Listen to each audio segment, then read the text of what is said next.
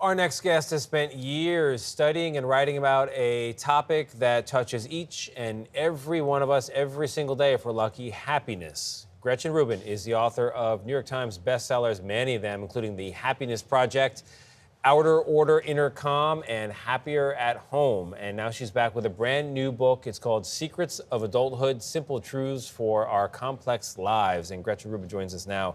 Gretchen, it's great to have you here. Thanks for having me. This is full of aphorisms, Yes. which is kind of an old-fashioned form, right? Kind of Ben Franklin's original.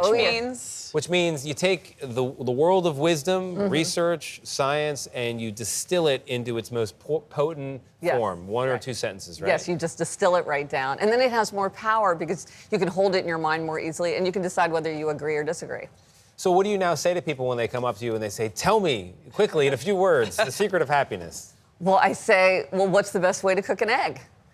Because they say, well, I can't tell you the best way to cook an egg because it depends on how you like your eggs. And I said, and that's why I can't tell you the best way to become happier, because we each have to figure it out for ourselves, because we have different tastes, temperaments, interests, challenges.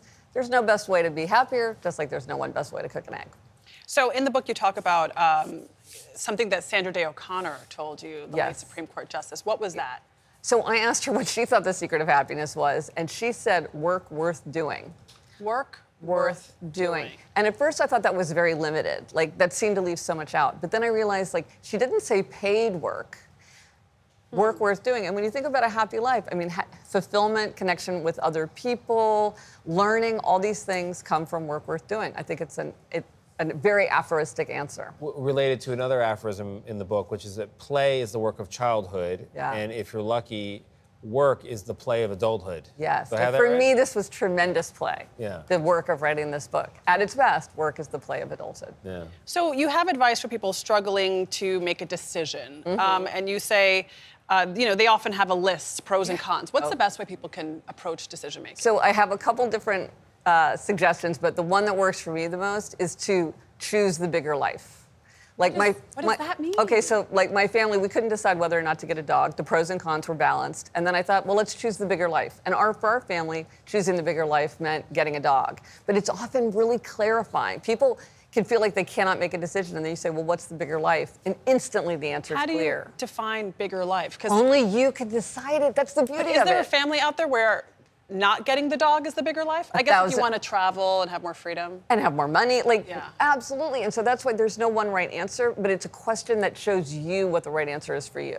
And you say stop doing research to make decisions. Well, not everything involves extensive research. Or you've done all the research and you still can't decide, because it's like it's an apple and an orange. Which one do you want? It's like, which is the bigger life? Yeah, so practical tips is another part of the book. Yeah. Do you have a favorite practical tip? One of my favorites is if you can't decide what to do with yourself, go outside or go to sleep. Ooh, yes. Those fix a lot. Also with your kids, I find that when things are getting a little hairy at home, take them outside or put them down for a nap or even just look out the window and suddenly what is it that happens? It's just the light, the action, that you're distracted, or if you're exhausted or overwhelmed, if you go to sleep. Go outside or go to sleep, it fixes most things. It's like another one of them is turning things on and off often fixes a glitch. It's like, how often do we forget that? Yeah. It's a very important secret of adulthood. Yeah, it's so true.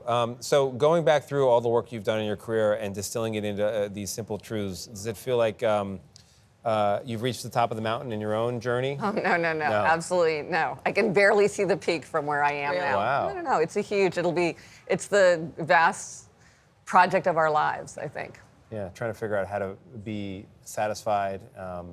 Well, how to accept ourselves and also expect more from ourselves. That's one of the aphorisms, and I think that's our big challenge. That's what we have to figure out. One of the younger people on our staff was flipping through this book and said it's full of a lot of stuff my therapist has told me, which I think is a compliment. Yeah, cheaper than therapy. Yeah, stuff my therapist told me, and it's only $14.99. Is that right? Yeah, way cheaper. Way cheaper than therapy. Gretchen Rubin, thank you very much. Appreciate it. Secrets of Adulthood: Simple Truths for Our Complex Lives goes on sale tomorrow.